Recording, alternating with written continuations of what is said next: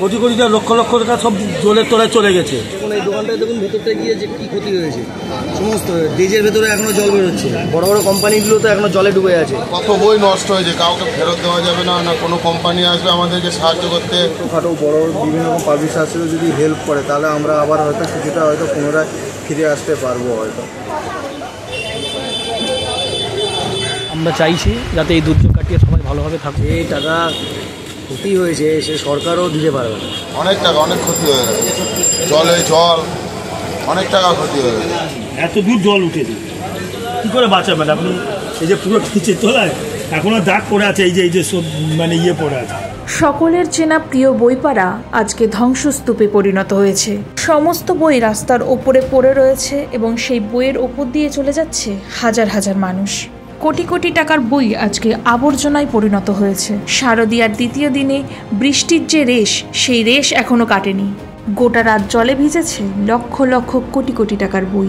এই ক্ষতি কাটাতে পারবে কিনা সেই দ্বন্দ্বে রয়েছে কলেজ স্ট্রিটের বই ব্যবসায়ীরা।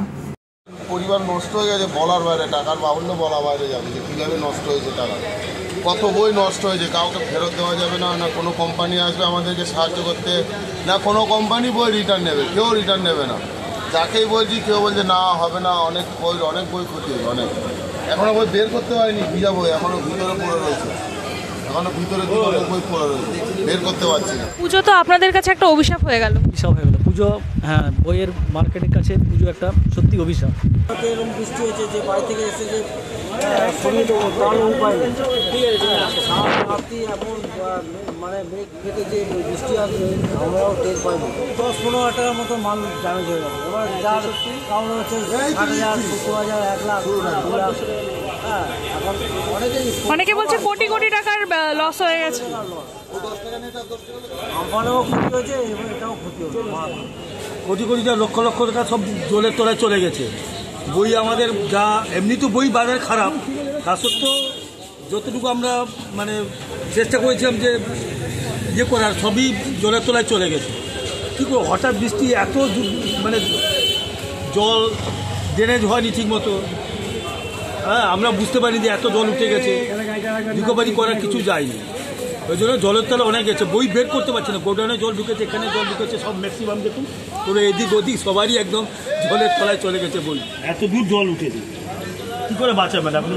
এই যে পুরো নিচের তলায় এখনো দাগ পড়ে আছে, এই যে সব মানে পড়ে আছে। এর মধ্যে জল ঢুকলো কি করে? মানে এই অবধি কি পুরোটা ছিল নাকি?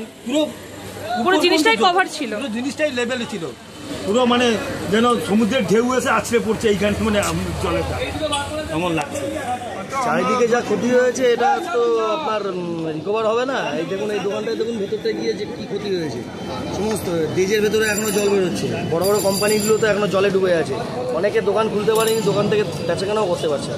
যেভাবে সরকার হচ্ছে সমস্ত পুজো কমিটিকে যেভাবে হেল্প করছে, যদি আমাদের বইপাড়ারও যদি ছোটোখাটো বড় বিভিন্ন রকম পাবলিক সার্ভিসে যদি হেল্প করে তাহলে আমরা আবার হয়তো কিছুটা হয়তো পুনরায় ফিরে আসতে পারবো। হয়তো না হলে তো যেভাবে ক্ষতি হয়েছে মিনিমাম 7-8 লাখ টাকার উপরে ক্ষতি হয়ে গেছে। তো এইটা তো আমরা এখন যদি সেভাবে যদি আমরা সহায়তা না পাই তাহলে সেটা রিকভার করাটা আমাদের পক্ষে খুব কঠিন হয়ে দাঁড়াবে। আপনারা বলছেন এই গোটা ফ্লোরটাই জলে পুরো ভাসছিল আর কি? এক কোমরেরও কাছাকাছি জল হয়েছিল, পুরো সেলফের কাছাকাছি উপরে একবারে জল চলে গেছিল। শারদীয়ার আনন্দের মাঝেই চোখে জল কলেজ স্ট্রিটের বই ব্যবসায়ীদের।